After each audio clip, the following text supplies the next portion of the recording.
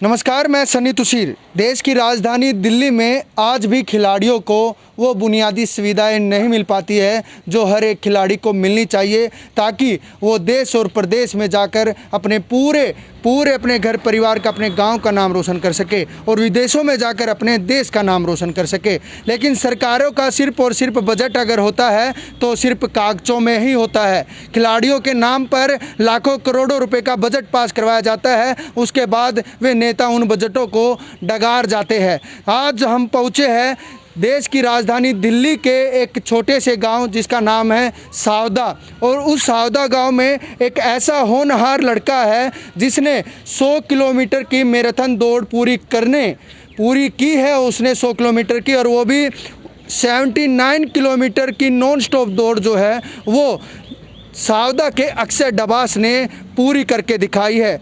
जहां पर लोग आज भी बुनियादी सुविधाओं के लिए तरसते रहते हैं देश की राजधानी दिल्ली के गांव में, वहां पर इस लड़के ने बाहर निकलकर बिना किसी बुनियादी सुविधाओं के रहते हुए इस लड़के ने 100 किलोमीटर की मैराथन दौड़ पूरी की है, और वो भी 79 किलोमीटर की मैराथन जो है वो मैं आपको बता दूं नॉन स्टॉप, बिल्कुल नॉन स्टॉप, कहीं पर किसी भी प्रकार का कोई ब्रेक नहीं लिया है। ये दावा किया है सावदा के अक्षय डबास ने। अक्षय डबास का कहना है कि उनको किसी भी प्रकार की जो एक खिलाड़ी को बुनियादी सुविधाएं मिलनी चाहिए थी वो किसी भी प्रकार की सुविधाएं नहीं मिली। अक्षय डबास यहाँ के स्थानीय विधायक के पास गए।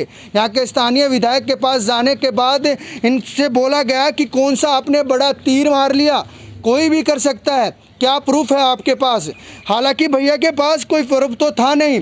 हालांकि इन्होंने जो है वो वीडियो फेसबुक पे लाइव ज़रूर की थी, लेकिन इनके पास कोई प्रूफ नहीं है कि इन्होंने 100 किलोमीटर की दौड़ पूरी की है। लेकिन मैं आपको अगर प्रूफ की बात करूं तो मेरे सामने ये जितने भी लड़के आपको दिखाई देंगे ये गांव के अलग अलग कोने से आए हैं, अलग अलग घर से आए हैं, और ये लड़के उस समय इसके साथ मौजूद थे। इसने 100 किलोमीटर की दौड़ जो है वो पूरी की है, 79 किलोमीटर की दौड़ वो नॉन स्टॉप की है। आज भी इनके पैर अगर आप देखेंगे तो उनकी सूजन जो है वो अभी तक नहीं उतर पाई है। एक पैर में आप देख सकते हैं कहीं ना कहीं दर्द भी ज़रूर इनको हो रहा है। लेकिन विधायक के पास ये सहायता लेने के लिए गए थे, इनके पिताजी भी गए थे, लेकिन विधायक जी का कहना था कि हम क्या सहायता देंगे, आपने कौन सा बड़ा तीर जो है वो मार लिया है। आज ये बच्चा जो है बुनियादी सुविधाओं से इतना वंचित नहीं है कि आगे चल के ये विदेश में जाए और अपने देश का नाम रोशन कर सके, अपनी दिल्ली का नाम रोशन कर सके, अपने गांव का नाम रोशन कर सके। आइए बात करते हैं। हाँ जी अक्षय जी, कैसे आपने ये दौड़ जो है वो शुरू की थी, कहाँ से कहाँ तक आपने ये दौड़ शुरू की थी, और कैसे मन में आया कि 100 किलोमीटर की दौड़ जो है वो मैराथन मेरे को पूरी करनी है। सर ये मैं 1 साल से इस दौड़ के लिए प्रैक्टिस कर रहा था, स्पेशल इसी प्रैक्टिस के लिए। स्पेशल जब मौसम बहुत गर्म हो, धूप हो, तो स्पेशल इसके लिए प्रैक्टिस की थी कि इस दौड़ को मैं करूं। और फिर 1 साल बाद जब मैं तैयार हो गया तो मैंने अपने ओर से कैंपेन चलाया, किसी की हेल्प के बिना, कोई भी मतलब उसके बिना कि सिर्फ मैं जाऊंगा अकेला और दौड़ को पूरा करूंगा, फिर जो मेरे साथ आना चाहिए। तो आपने 1 साल तक दिन रात मेहनत की, और उसके बाद अब आप जब दौड़ मारने के लिए सक्षम हो गए, आपको लगने लगा कि अब मैं मैराथन मैं पूरी कर सकता हूं।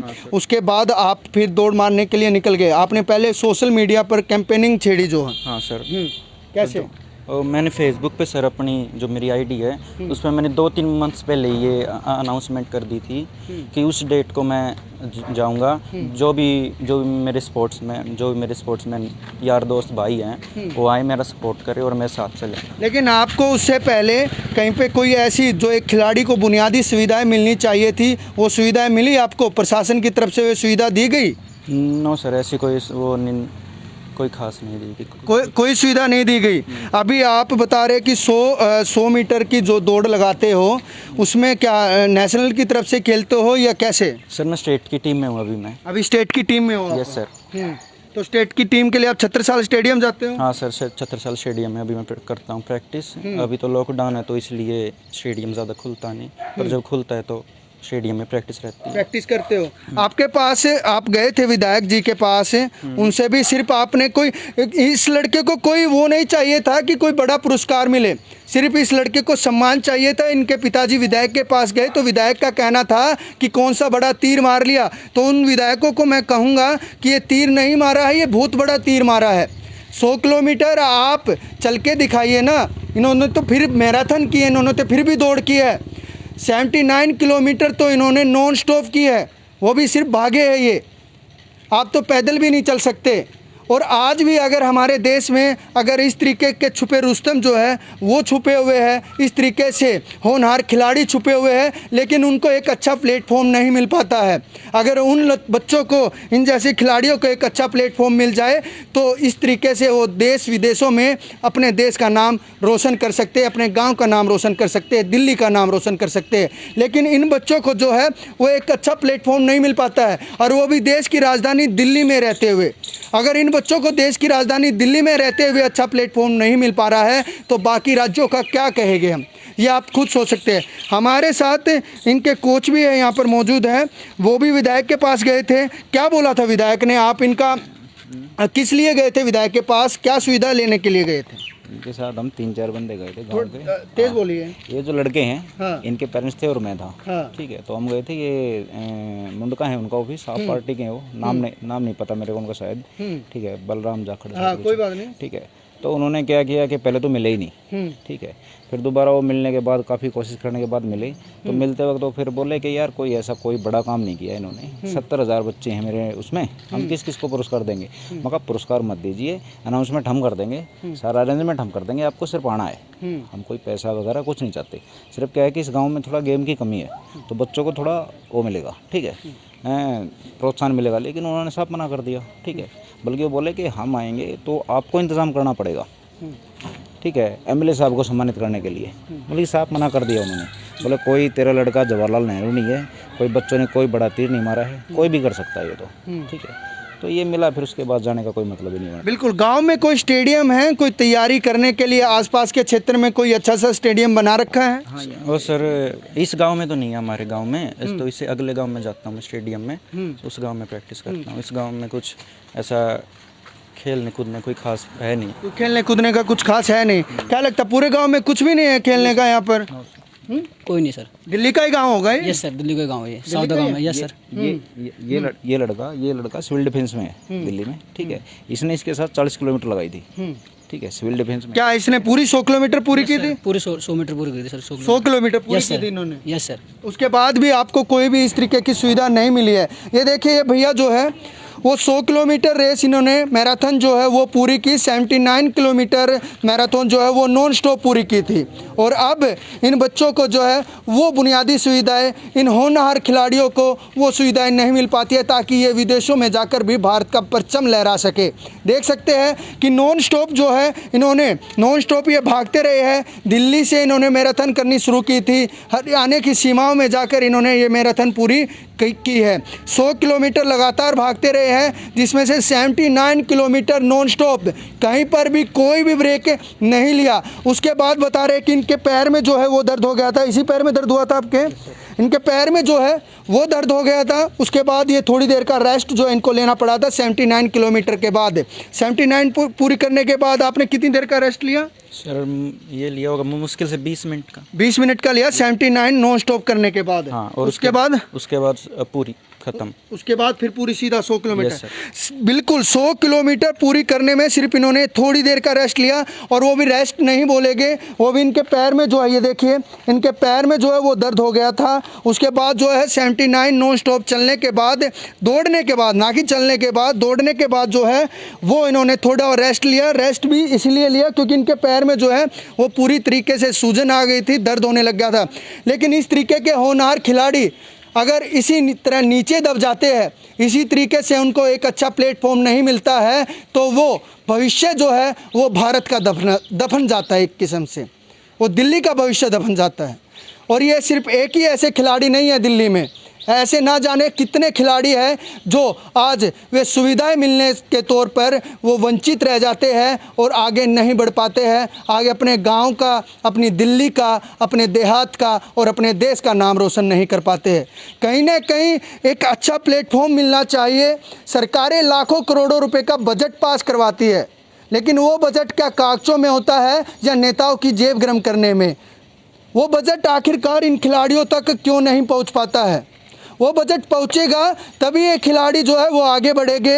इन खिलाड़ियों को जब बुनियादी सुविधाएं मिलेगी तभी ये हमारे भारत का नाम रोशन कर सकेंगे, हमारी दिल्ली का नाम रोशन कर सकेंगे। लेकिन इन खिलाड़ियों को वो सुविधाएं मिल ही नहीं पाती हैं। कैसे मिलेगी? क्योंकि नेता जो है वो जेब गर्म करने में लगे रहते हैं। अगर वो बुनियादी सुविधाएं मिल जाए तो ये खिलाड़ी और भी आगे चलकर भारत का नाम रोशन कर सकता है। अगर आपको प्रॉपर तरीके से डाइट और सुविधाएं अगर मिले तो क्या लगता है आप 100 की जगह 200 किलोमीटर भी नॉन स्टॉप कर दोगे? हाँ सर, अगर पूरी अगर हेल्प मिले और अगर अच्छे से सारी चीज़ हो तो यस सर, बिल्कुल वादा करता हूँ मैं। इससे भी 2 गुनी दौड़ आराम से। बिल्कुल 100 मीटर की दौड़ में जो है ये मैं आपको बता दूं स्टेट चैंपियन भी बनने वाले हैं, क्योंकि जल्दी ये मेहनत करें। लेकिन अभी तक इनको कोई भी किसी प्रकार की बुनियादी सुविधाएं नहीं मिलती है। 100 किलोमीटर की दौड़ मारने के बाद ही विधायक बोल देते हैं कि कौन सा बड़ा तीर मार लिया आपने, क्या हो गया? एक सिर्फ प्रोत्साहन ही तो चाहता था ये। उनसे कोई किसी प्रकार की पैसे की हेल्प नहीं चाहता था, किसी प्रकार की कोई हेल्प नहीं चाहता था। सिर्फ प्रोत्साहन चाहता था कि लड़के का प्रोत्साहन बढ़े। और इनके पिताजी सिर्फ इनका प्रोत्साहन बढ़ाने के लिए ही विधायक के पास गए थे। लेकिन विधायक जी ने तो बोल दिया कि कौन सा बड़ा तीर मार दिया, कभी नाले का या नाली का कोई उद्घाटन करने आएंगे तो आपका प्रोत्साहन बढ़ा देंगे।